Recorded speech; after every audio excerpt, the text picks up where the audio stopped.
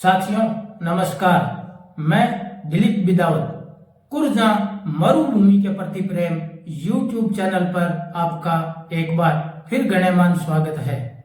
साथियों 20, 21, 22 मार्च 2025 श्रृंखला में 3 विशेष दिन रहे हैं तथा वर्तमान संदर्भ में तीनों दिन थार मरुस्थल ही नहीं समूची धरती के लिए महत्वपूर्ण होने के साथ साथ विचारणीय भी है।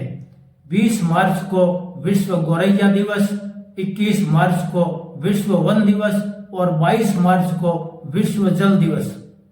तीनों दिनों का परस्पर पारिस्थितिकीय जुड़ाव है। असंतुलित मानवीय व्यवहार के कारण जीव, जंगल और जल आज सुरक्षा और संरक्षण के मोहताज हो गए हैं। इस पर ध्यान नहीं दिया गया तो कल जीवन मोहताज हो जाएगा। वह समय दूर नहीं जब हम चंद्रमा सहित अन्य ग्रहों पर जीवन की संभावना तलाश रहे हैं, धरती पर भी तलाशनी होगी। सबसे पहले गोरैया की बात करें तो यह एक छोटी घरेलू चिड़िया है। फिल्म का यह गीत गोरैया का परिचय कराता है। गोरैया कहाँ तेरा देश रे। यह विश्व में सबसे अधिक पाई जाने वाली चिड़िया है। स्थानीय भाषा में नर को चीड़ा और मादा को चिड़कली, सामान्य भाषा में दोनों को ही चिड़कली कहकर पुकारा जाता है।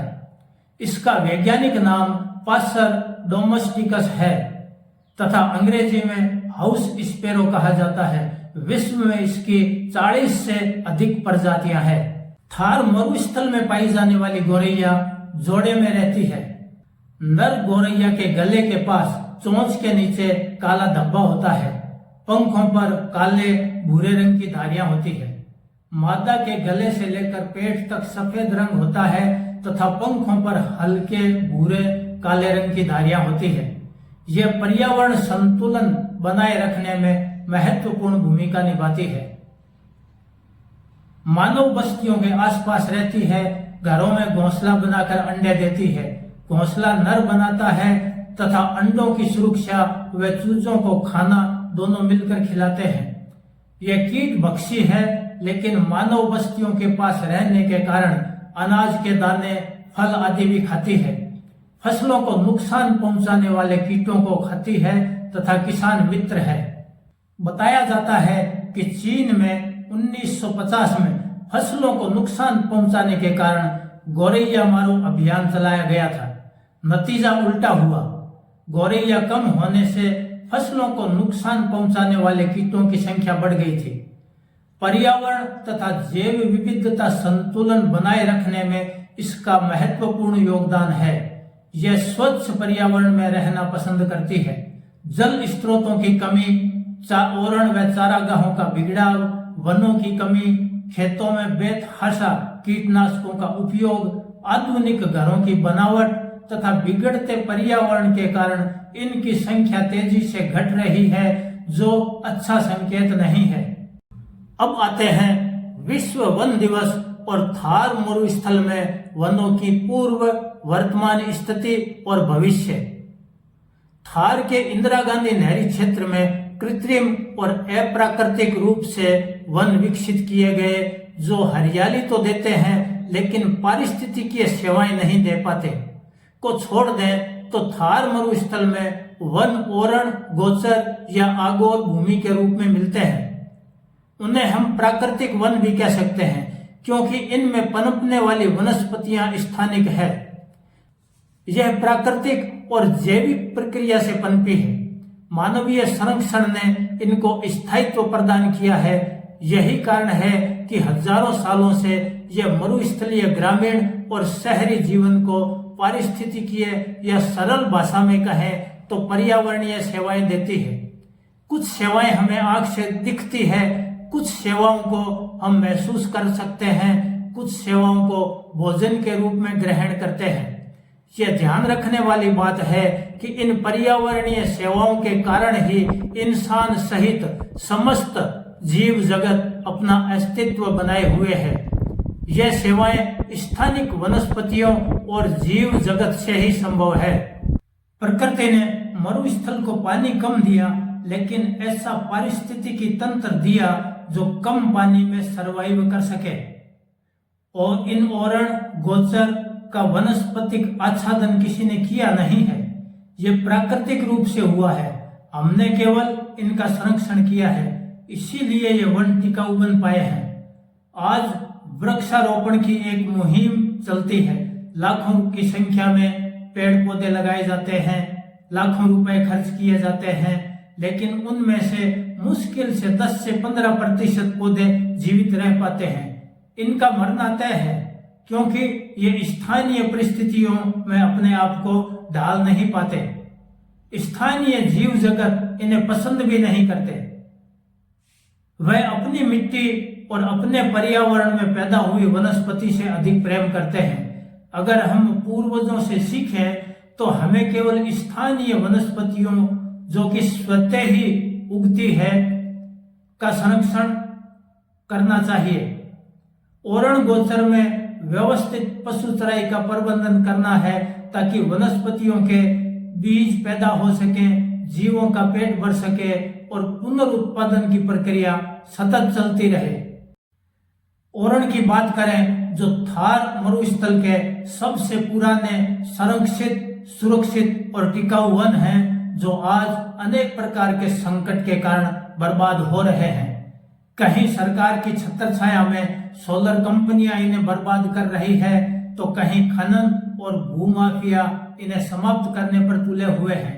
मुनाफे के लालच में अंधे लोग पर्यावरणीय सेवाओं से कोई सरोकार नहीं रखते, क्योंकि उनका इस धरती से कोई लगाव नहीं है। दूर दराज शहरों कस्बों में बैठे लोग सोचते हैं यह गांव का मुद्दा है, गांव में कुछ लोग सोचते हैं यह पशुपालकों का मुद्दा है। सरकारी मानसिकता ने ओरणीय वन भूमियों को बंजर और बेकार भूमि के रूप में परिभाषित किया है और व्यवसायी इन्हें संसाधनों के रूप में देखते हैं। वन दिवस के अवसर पर मरुधरा वासियों, चाहे वो गांव में रहते हों या शहर में, पर्यावरणीय सेवाएं देने वाले इन प्राकृतिक वनों को बचाने के लिए आगे आना होगा। ओरण गोचर आगोर भूमियां सोलर कंपनियों को आवंटित की जा रही है। हजारों बीघा में प्राकृतिक वनों को काटकर कांच के वन खड़े किए जा रहे हैं। सोलर प्लांट से थार में तापमान बढ़ रहा है। हजारों किलोमीटर में सोलर कांच की प्लेटें लगाई गई है, जो सूर्य की रोशनी से गर्म होती है। साफ करने के लिए लाखों लीटर प्रतिदिन पानी खर्च हो रहा है, जो स्थानीय जल स्रोतों से लिया जा रहा है। पहले से थार में वन कम है, तापमान अधिक है। तापमान बढ़ने से पर्यावरणीय सेवाएं देने वाले जीव जंतु और वनस्पतियां समाप्त हो रही है। हम स्थानीय थारवासी इसका हिसाब नहीं लगा रहे हैं, न आज का लगा रहे हैं न कल का। वन दिवस और सोशल मीडिया पर शुभकामनाएं देने से यह वन बचने वाले नहीं हैं। थार के इन ओरण व गोचर के रूप में स्थापित वनों को संरक्षण के लिए आवाज उठाने की जरूरत है। अब बात करते हैं विश्व जल दिवस की। थार मरुस्थल के जल के मामले में पूरी दुनिया में जो एक तस्वीर बनी हुई है, वह थी जल का संकट। बात केवल पानी के संकट तक सीमित नहीं थी। विषम परिस्थितियां कम संकट में नहीं थी। रेतीले धोरों वाली उबड़ खाबड़ तपती धरा, लुओं के थपेड़े, आवागमन के साधनों के बिना कोसों दूर चलना, मीलों दूर तक कहीं पानी का स्रोत नहीं, पाताल का पानी खारा जहर, प्यास के मारे प्राण निकल जाए। ऐसी भयावह कहानियां सुनकर बाहर के लोग थार मरुस्थल के नाम से कांप जाते थे। आना तो बहुत दूर की बात थी, लेकिन फिर भी यहाँ गांव, कस्बे, शहर बसे। कैसे? यहाँ के समुदाय ने प्रकृति के अनुकूल अपने जीवन को ढाल लिया। जगह जगह बरसात के पानी को एकत्रित करने वाले एक दो नहीं, हजारों लाखों जल स्रोत बना डाले।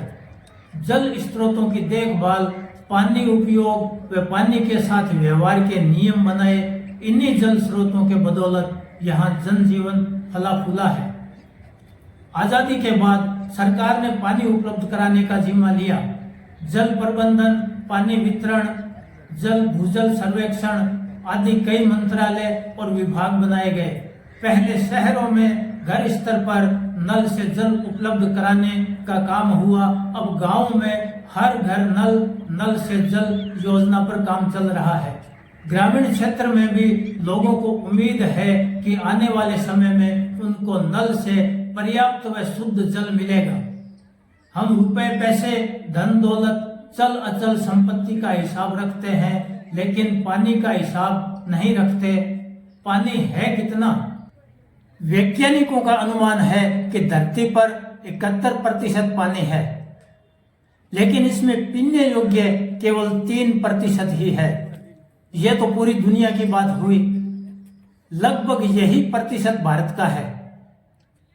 इस 30% में से कुछ हिस्सा ग्लेशियर पिघलने से नदियों के मार्फत मिलता है, कुछ हिस्सा भूजल से जो बरसात पर निर्भर है, बड़ा हिस्सा तालाबों, बांधों, जोहड़, नालियों में संग्रहित वर्षा जल के भरण से मिलता है।